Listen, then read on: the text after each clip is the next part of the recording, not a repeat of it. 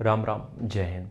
देखो, एक चीज़ हम तुम्हें यहाँ पे डिस्कस करते हैं बिल्कुल ब्लंट तरीके से, मतलब कि इसमें कोई भी हम छुपाना नहीं चाहते हैं या फिर हम कोई भी तुम्हें ऐसा लॉलीपॉप दे के नहीं बताना चाहते हैं। हम बिल्कुल ब्लंट तरीके से कुछ चीज़ें तुम्हें बताना चाहते हैं। देखो, एसएससी के बाकी एग्ज़ाम का तो हमें नहीं पता कि जीडी है, सीएचएसएल है, एमटीएस है और सीपीओ है। इन सबको तो तुम पार्ट टाइम करके निकाल सकते हो, लेकिन जब हम सीजीएल की बात करते हैं बॉस, इस बात को तुम लिखित में ले लो हमसे कि इसको पार्ट टाइम में आप नहीं क्रैक कर पाएंगे। अगर तुम्हें ऐसा लग रहा हो कि इसको तुम पार्ट टाइम करके इसको क्रैक कर ले जाओगे, नहीं कर पाओगे। हमें उदाहरण मत देना कि वो भैया हमारे थे, एक नौकरी करते करते निकाल लिए थे। अपवाद हर जगह है, ठीक है। अब उसके पीछे रीज़न क्या है, क्यों नहीं निकाल पाओगे? देखो, एसएससी सीजीएल जो है वो एक बड़ा एग्जाम है, ठीक है, क्योंकि वो तुम्हें बना रहा है इंस्पेक्टर, और इसके ऊपर की पोस्ट कहाँ होती है? इसके ऊपर की पोस्ट आती है यूपीएससी से। तो इसका मतलब है कि सीजीएल एक नामी चीज़ है, मतलब कि वैल्यू है इसकी मार्केट में, तभी तो बात हो रही है ना कि इसके ऊपर फिर सीधे यूपीएससी है। तो जब हम सीजीएल की बात करते हैं, इसको हम इससे कनेक्ट करते हैं, तो इसके बाद एक चीज़ समझनी पड़ेगी कि ये चीज़ें पार्ट टाइम में आप नहीं हैंडल कर पाओगे। उसके पीछे रीज़न क्या है? देखो, पार्ट टाइम का मतलब यहाँ पे ये होता है कि आपने अपने सब काम निपटा लिए, जॉब भी निपटा ली, घर के काम भी निपटा लिए, उसके बाद जो समय बच रहा है उसमें तुमने सीजीएल की बोली लगा दी।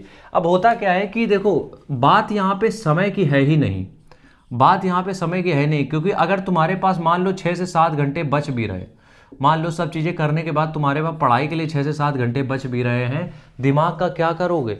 दिमाग की क्षमता लिमिटेड है, दिमाग भी थकता है, दिमाग को भी थकान होती है, ठीक है। तो अगर मान लो तुम कहीं पे भी जॉब कर रहे हो, ठीक है, कहीं पे भी जॉब कर रहे हो, अब देखो छोटी मोटी जॉब की हम बात नहीं कर रहे हैं कि तुमने 1 1 घंटे 2 2 घंटे कहीं ट्यूशन पढ़ा लिया, वो नहीं, उसकी बात हम नहीं कर रहे। कहीं पे तुम 8 से 10 घंटे की नौकरी कर रहे हो, ठीक है, 8 से 10 घंटे की नौकरी।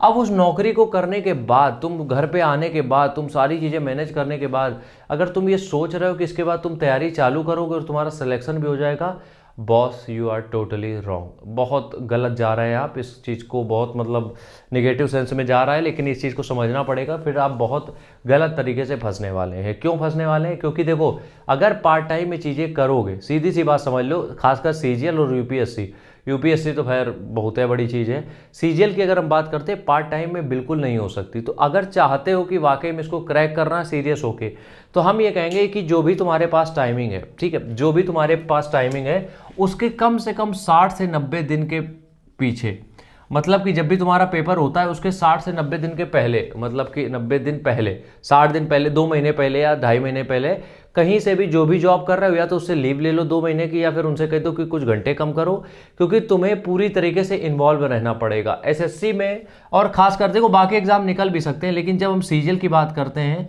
You have to involve yourself 24/7, ठीक है।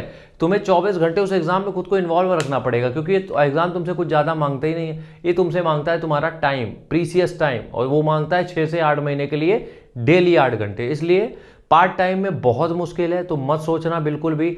ये कर सकते हो कि अगर टाइम नहीं है उतना तो एमटीएस सीएचएसएल दे दो, उसमें निकल जाओगे, तब सीजीएल करते रहना। लेकिन अब ऐसा भी नहीं कि सीजीएल का फॉर्म ना भरो, फॉर्म भर देना, अपना तैयारी करते रहो, लेकिन इतना बस समझो कि अगर तुम कहीं पे भी जॉब में हो, थोड़े दिन के लिए लीव लेके तैयारी चालू कर सकते हो। राम राम।